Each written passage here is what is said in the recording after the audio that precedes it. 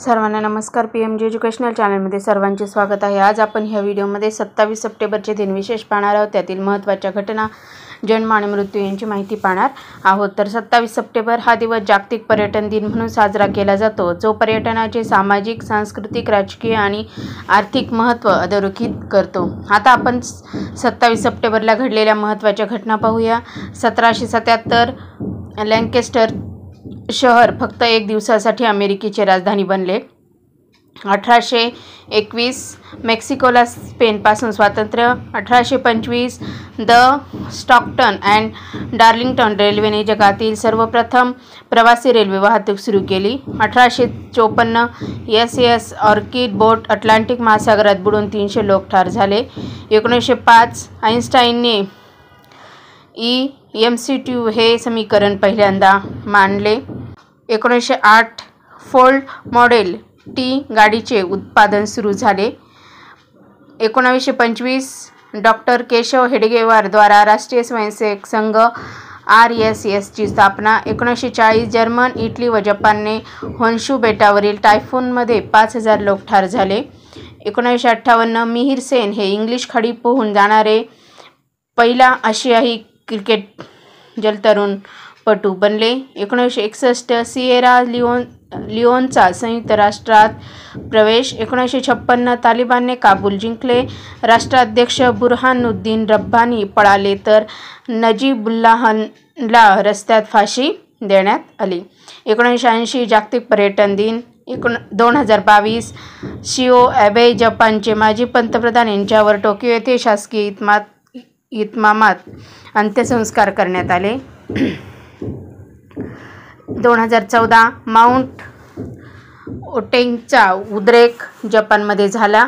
2008 झाई झिजांग अंतराळवीर, spacewalk करणारे पहिली चिनी व्यक्ती बनले. 2003 स्मार्ट-1 उपग्रह प्रक्षेपित झाला.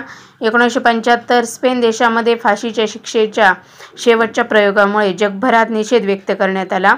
1962 येमेन अरब प्रजासत्ताक स्थापन झाले.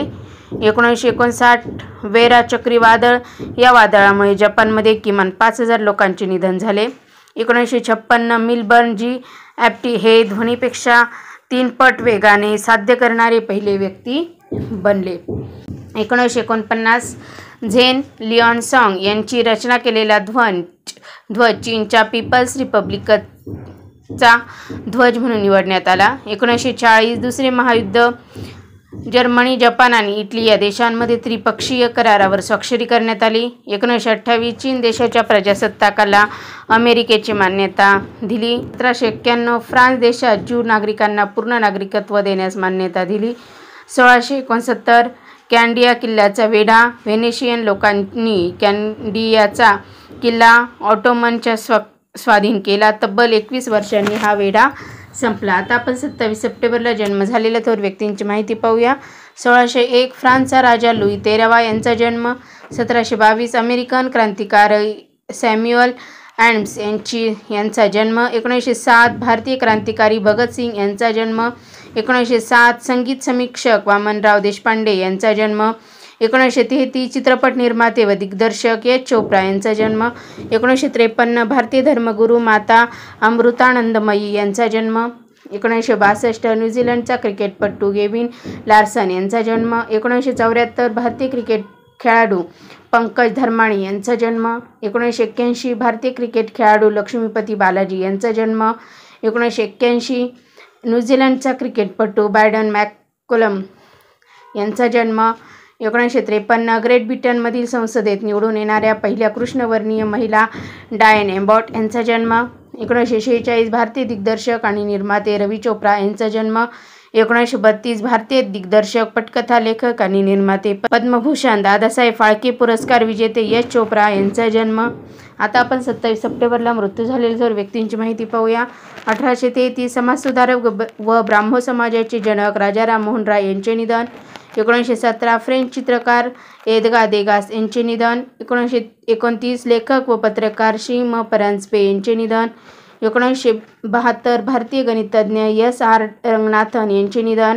1975 रसायनशास्त्रज्ञ तिरुवेंकट राजेन शेषाद्री यांचे निधन. 1992 पद्मश्री पुरस्कृत समाजसेविका व शिक्षणतज्ज्ञ अनुताई वाघ यांचे निधन. 2012 भारतीय दिग्दर्शक आणि पटकथा लेखक संजय सुरकर यांचे निधन. 2015 भारतीय लेखक आणि राजकारणी सय्यद मोहम्मद अहमद यांचे निधन. 2015 भारतीय कार्यकर्ते आणि लेखक कॉलन पोकुकुडन यांचे निधन. 2020 भारतीय माजी अर्थमंत्री मेजर जसवंत सिंग जासोल यांचे निधन. 2018 भारतीय लेखिका आणि अनुवादक कविता महाजन यांचे निधन. 2018 भारतीय राजकारणी गुजरातचे आमदार मनोहर सिंगजी प्रद्युम्न सिंगजी यांचे निधन.